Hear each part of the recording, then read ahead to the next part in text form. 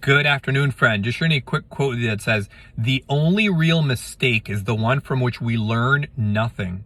So we'll be talking a little bit about cognitive bias. So cognitive bias you could think of as that set of predictable mental errors that arises from our own limited ability to process information in an objective manner.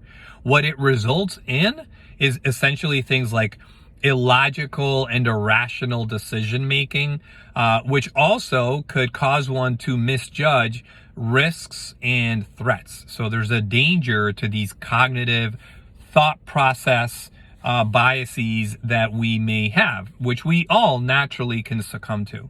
Now we'll talk a little bit about different types of biases, starting with confirmation bias. So confirmation bias is you're being presented an argument and you're essentially looking for something within the argument that supports your existing beliefs. That's called a confirmation bias.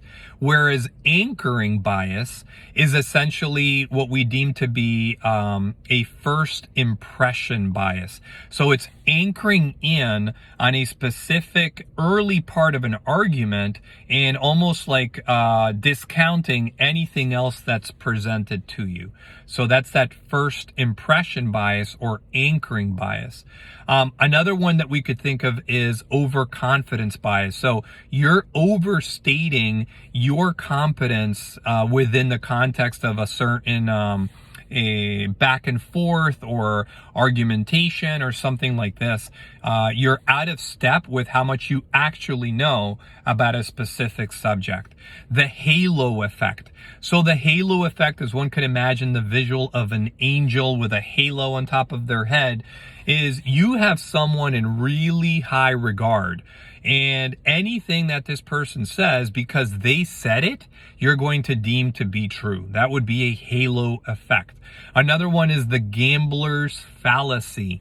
So gambler's fallacy, as one would expect with a gambler, is where you're basically putting a ton of confidence on past events to predict a future event, much like a gambler would, say, at the casino.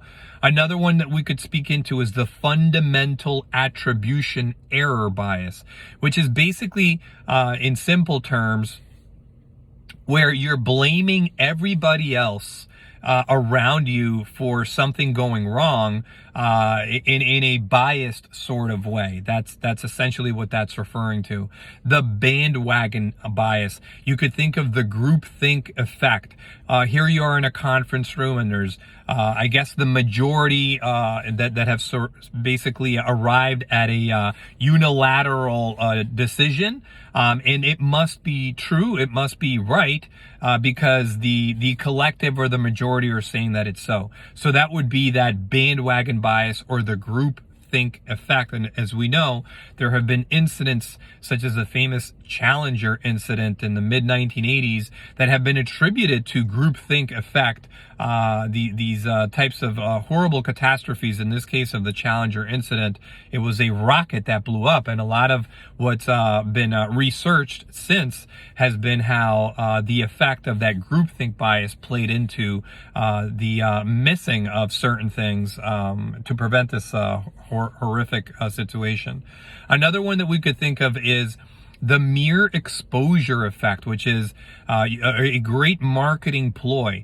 Basically to say that if I repeat to you over and over and over again the same thing, much as what marketers count on when they're giving you those commercials really late at night, the same commercial over and over and over again. Mind you that in the later hours of the day, when basically we're trying to fall into that serotonin and melatonin into our bloodstream to basically get us to temper down and go to sleep, we're far more susceptible to the mere exposure effect or that familiarity principle, because we're now in alpha potential brain frequencies, which are going to render us more susceptible to believing potentially what's being said. So be mindful of that one.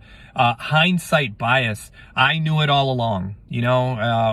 Such an argument is going on right now, and you claim to have always known what the decision was to be made, when in reality, you didn't. And lastly, one that I'll speak into is the Dunning-Kruger effect.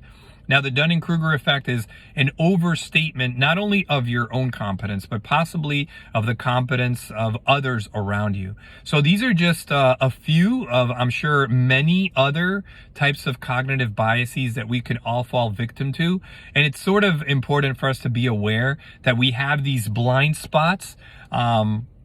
Again, we speak into a lot of these meditative practices and the importance of them, that self-awareness of our thought patterns, to possibly discern our stereotypes, and with that, all of the biases that we hold, where by simply looking at someone, you're already making a whole bunch of predetermined judgments, whether consciously or subconsciously, that are going to affect the decision that you make from that point forward, just on the basis of that sensory input. So understand that that's part of the normal human functioning and processing when it comes to our brains. But the more awareness that we have around that, the better decisions that we're going to make. I love the saying that says, awareness leads to clarity, and clarity leads to better decision making. Again, this is always done with a lot of love and respect for you. Wishing you nothing but sunny skies. Bye-bye.